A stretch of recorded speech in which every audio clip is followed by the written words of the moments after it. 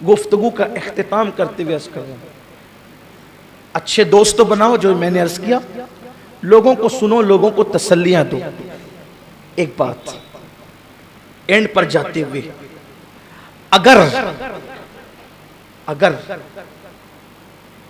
समाज में किसी से कोई गलती हो जाए, अगरचे गलती बहुत बड़ी हो, कितनी बड़ी गलती हो, उसको माफ करना सीखिए। टॉर्चर मत कीजिए गलती करने वाले। कोई कितनी बड़ी गलती, कितनी भी बड़ी कह रहा हूं गलती करे, उसको टॉर्चर नहीं करना, उसको माफ करना सीखो। मेरे आका अलैहिस्सलाम ने फरमाया, तुम्हारा भाई अगर एक दिन में 100 बार गलती करे, उसको 100 बार माफ करो। अस्की हुजूर, हम 100 बार माफ करें तो अल्लाह कितनी बार माफ करता है? आका फरमाते, तुम्हारे यहां 100 की गिनती है, तुम जब जब गलती करते हो मेरा अल्लाह तुम्हें तब तब माफ करता है। माफ करना सीखो। और अगर कोई गलती करे तो लोगों के सामने उसको जलील मत करो, तू ऐसा, तू ऐसा। तू इज्जत नफ्स का ख्याल करो, कोशिश करो सालेह तौर पे उसकी इस्लाह करनी।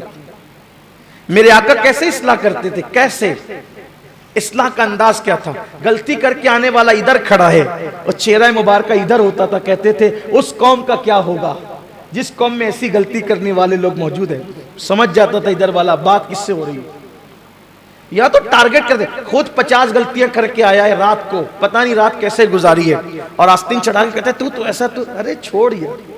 सैयदुल मासूमीन का तरीका क्या है? सैयदुल मासूमीन का तरीका क्या है? एक शख्स आता है, या रसूलल्लाह मैंने जिना किया है, मुझ पे हाथ लगाए। हुजूर ने फरमाया जा यहां से, तूने जिना नहीं किया होगा।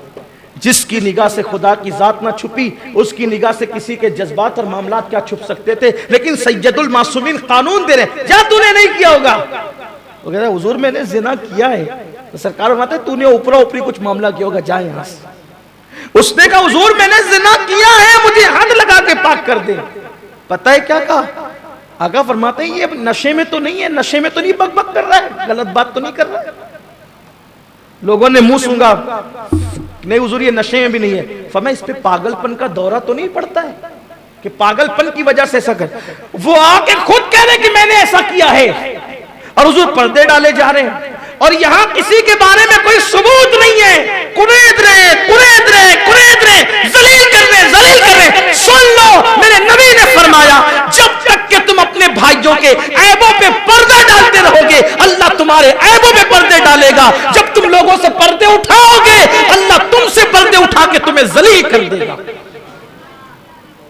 सैयदुल मासूमीन पर्दे डालते हैं, और यहां खुद गुनाहों के दलदल में डूबे हुए लोगों से पर्दे उठाते हैं। ये भी एक वजह है सुसाइड की, लोगों को जलील करने से लोग मरते हैं। खुदा के लिए ऐसा मत करो। जाने जो कर रहे हैं वो गलत कर रहे हैं, फिर कह रहा उनकी तायद नहीं करता, लेकिन हम कहीं ना कहीं उसमें शामिल हैं, हम कहीं ना कहीं उसमें शामिल है, उसमें कहीं ना कहीं हिस्सेदार हम भी हो रहे हैं। उसने पहले कहा तो सरकार ने कहा जा यहां से, दूसरी बार कहा तो शायद तूने जिना नहीं कुछ और किया होगा, हल्का काम किया होगा, जिना से उसको ताबीर न कर। फिर कहा, फिर कहते हुजूर मैंने जिना किया, तो कहा नशे में तो नहीं बोल रहा है, मुंह सूंघा तो कहा नशे में नहीं, तो कहा पागलपन का दौरा तो नहीं पड़ता इस पे, पागलपन की वजह से तो नहीं बकबक कर रहा है। लोग घर पे गए, जाके तहकीक की, हुजूर ये पागल भी नहीं है, 4 बार कह चुका था। अब सबूत को बात पहुंच गई थी। 5वीं बात क्या की हुजूर ने वो सुन लो।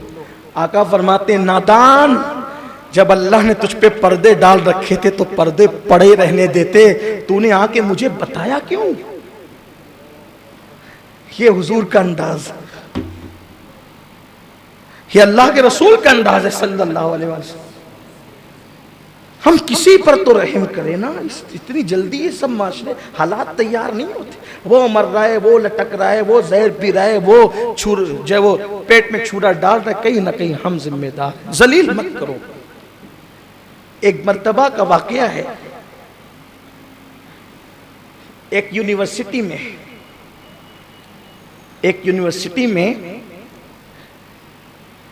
एक तालिबे इल्म की घड़ी किसी ने चुरा ली। स्कूल में होता ही था, आमतौर पे होता ही रहता है, स्कूलों में, कॉलेजेस में, मदरसे में सब होता रहता है, बच्चे करते हैं, बच्चे उसकी घड़ी किसी ने चुरा ली। तालिब इल्म खड़ा हुआ, सर जी मेरी घड़ी चोरी हो गई, बड़ी कीमती थी, मेरे अब्बा ने दिया था।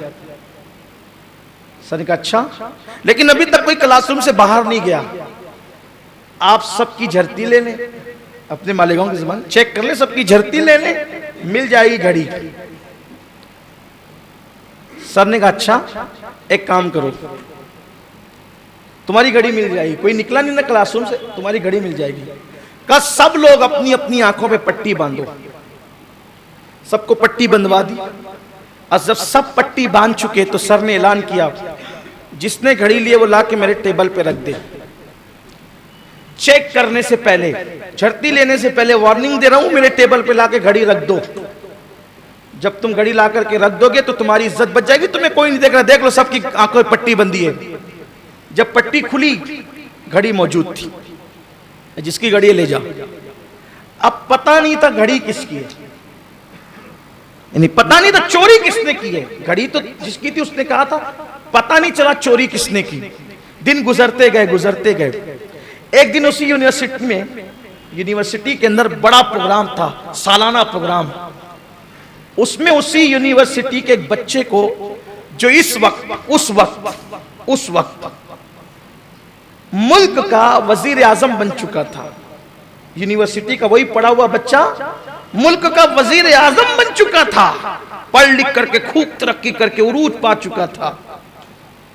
उसको यूनिवर्सिटी के सालाना फंक्शन में बुलाया गया, तो सब जूनियर सीनियर सब टीचर्स वहां पर मौजूद थे। जब फंक्शन हो गया तो वो टीचर जिसकी मौजूदगी में घड़ी चोरी हुई थी, वो मुल्क का वजीर आजम, उसका हाथ पकड़ के कहता है, सर आप मुझे पहचानते हो? कौन? मैं कौन हूं? उन्होंने कहा कि आप तो वजीर आजम है हमारे मुल्क के। कहा और कौन हूं? कहा कि हमारे साबिका तालिब इल्म स्टूडेंट हो, हम हमसे पढ़ चुके हो। कहा फिर कौन हूं? कहा बस इतना ही जानता हूं, इससे ज्यादा तो नहीं जानता। कहा कि आपका मुझ पर बहुत बड़ा एहसान है, आपने मेरी जान बचाई है। आप लोग दिल के कानों से इसको सुन लें। सर आपने मेरी जान बचाई है, आप मेरे वो असातिज़ा में से हो जिसने मेरी जान बचाई है। अरे वजीर साहब आप ऐसी बात क्यों करते हैं?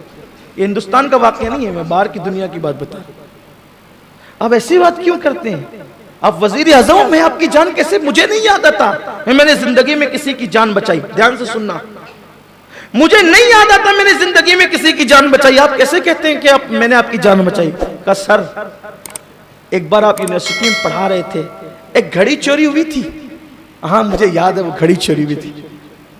घड़ी किसने चुराई थी आपको मालूम है? उन्होंने कहा मुझे नहीं मालूम।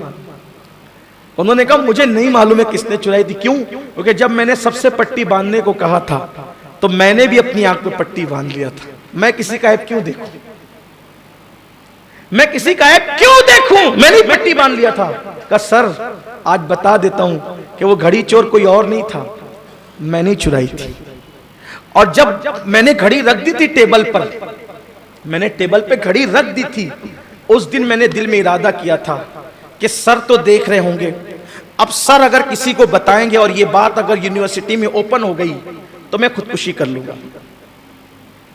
अगर मेरे दोस्तों में मेरी चोरी की ये बात ओपन हो गई तो मैं खुदकुशी कर लूंगा। लेकिन उस दिन से लेके आज तक के कभी मुझे भनक भी नहीं लगी कि मैंने उस जो चुराया था किसी को पता चला। फिर मेरी इस्लाह हो गई, मैंने तो घड़ी जमा करा दी, पढ़ता रहा। आज मैं मुल्क का वजीर आजम बन गया। सर आपने मेरी वो बात छुपा करके जब वो मेरी जान बचाइए, अगर वो बात आप ओपन कर देते तो मैं उसी दिन खुदकुशी कर लेता। उन्होंने कहा कि वजीर साहब आज आपने बता दी तो आज मुझे पता चला कि आपने चुराई थी, वरना मुझे तक भी बात पता नहीं थी। तो कहा कि लेकिन आपने मेरी जान बचाई। इसी तरह आप किसी के ऐब फैलाते रहते हैं। एक दिन ऐसा आता है कि वो जब वो परेशान होकर के ये कदम उठाता है, किसी के ऐब आम मत कीजिए, किसी के ऐबों को फैलाइए मत। हो सकता है कि आपकी वजह से कोई इस रास्ते पर चल जाए।